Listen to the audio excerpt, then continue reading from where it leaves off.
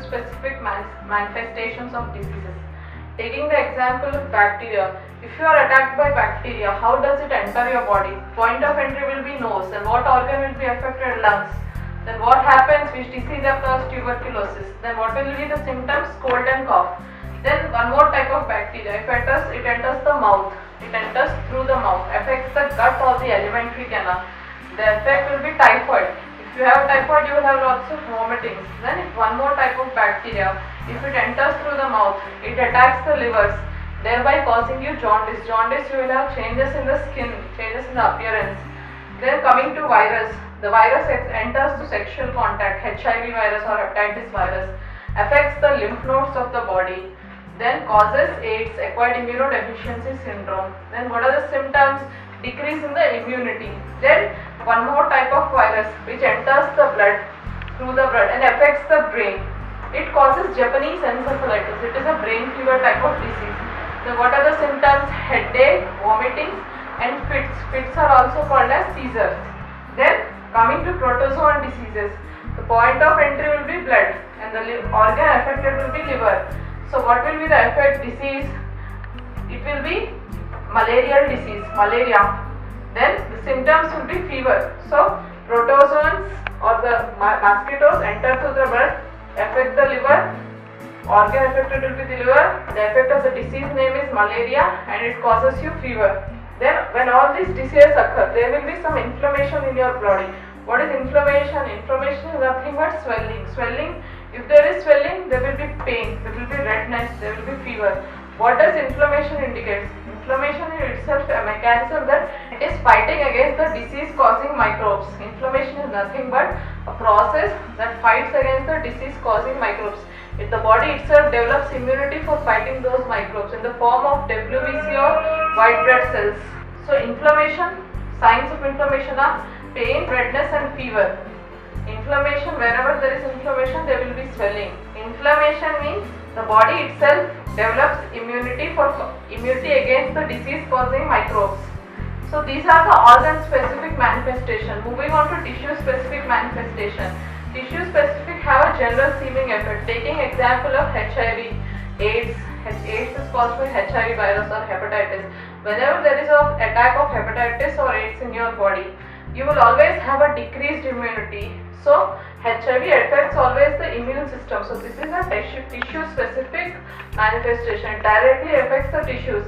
Whereas all these diseases directly affects the organs. Moving on to the principles of treatment. If you get a disease, you have to get some treatment done. How?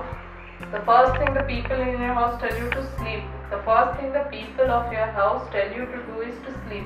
So if you sleep, there will be repair in your cells, repair in your tissues. Thereby some amount of discomfort may be decreased. Then they tell you to take medicine. Sometimes you go to doctor, sometimes you go to medicine shops to take the over-the-counter medicines. Then what you do is to reduce the effect of the disease. How do you reduce the effect of the disease?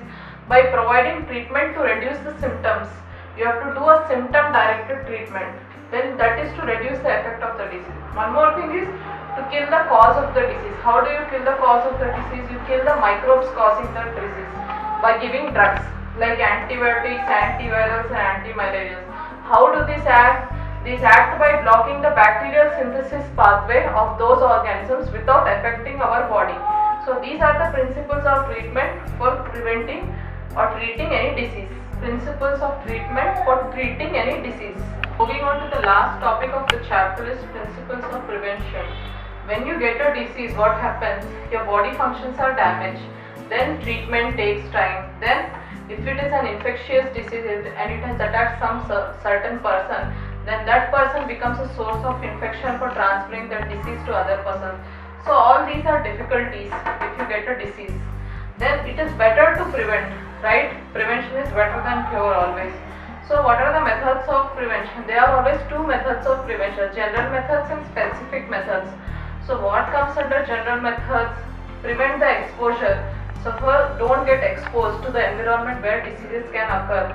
Then have proper food and sufficient food so that your body will have energy and will develop immunity, and have proper nourished food, nutrient rich food.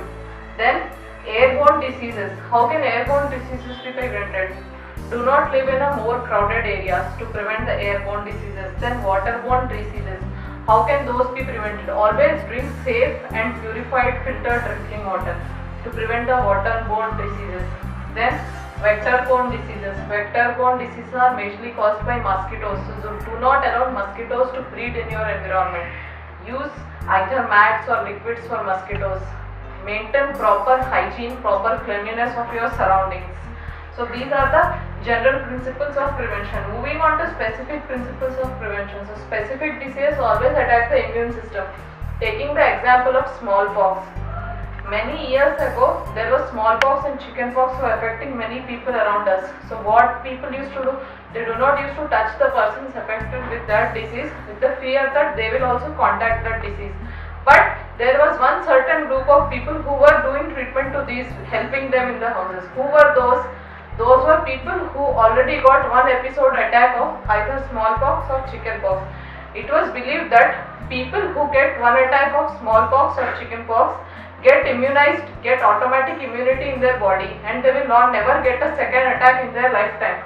So such people used to do treatment for those people. And then there was a scientist named Edward Jenner. What he did, purposely he rubbed the skins of the people affected with the smallpox to the skins of the people who are healthy. Then what happened, they will also, healthy people also will get an attack of smallpox, and then they will get an immunity, and then in lifetime they will never again get a smallpox. So that way developed a thing called vaccination syringe. So that way vaccines were given in the form of liquid against some diseases to the kids. Usually all the vaccines are completed by the age of 5. So one more thing is fooling the immune system. So once you get that smallpox or chickenpox, you will never get a second attack because your body automatically develops immunity for this disease. They can identify second time if the disease occurs, they will automatically develop antibodies. That is called fooling the immune system. One more thing is vaccination. So through vaccination they will provide you antibodies against the disease. So smallpox vaccine was discovered by Edward Jenner. Then there was a cowpox disease in cows. So people who were working with the cows used to get that cowpox disease. So that time he developed a vaccine against smallpox. The scientist's name is Edward Jenner. Then there were vaccines also developed against DPT, that is diphtheria. There are also vaccines against MMR, that is measles, mumps, rubella, hepatitis, influenza and polio, and DPT vaccine, whooping cough it is called. So all these vaccines are given before the age of 5. They prevent majority of the disease. Hepatitis will be prevented by having the vaccine, hepatitis B vaccine. Hepatitis is of 3 types, hepatitis A, hepatitis B and hepatitis C. So specific principles of prevention are: diseases usually attack the immune system. Taking the example of smallpox.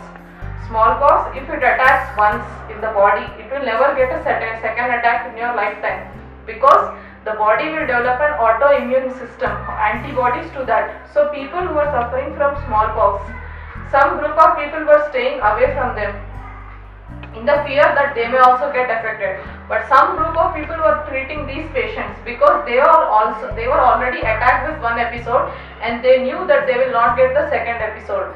Edward Jenner, what he did, purposely rubbed the hands of people having smallpox with the hands of healthy people so that they also get one episode of smallpox, and then they will develop the antibodies and they will never get in lifetime second episode.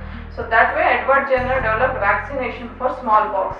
Then nowadays there are many vaccines available for many diseases like MMR, measles, mumps, rubella, DPT, whooping cough, hepatitis, influenza and polio. Then there was also something called peptic ulcer which was occurring in the stomach, affecting the duodenum and intestine. This was also a chronic disease early many years ago and affecting the complete world. There was no treatment. Then Australian scientist, pathologist named Robin Warren observed that there are some bacteria in the stomach which are causing the disease. The name of the bacteria was Heliobacter pylori. Later, Barry Marshall also helped him in his work and they developed a vaccine, they developed a medicine for peptic ulcers. Those are antibiotics. So after developing that antibiotic, the people were no longer suffering from peptic ulcers. If they were getting an attack, they were using the antibiotics and getting healed up. So for this work they received a Nobel Prize because this disease was affecting the world many years ago and there was no treatment, but they discovered the bacterium responsible for it and developed the antibiotics, for which they got a Nobel Prize. So this is the end of this chapter.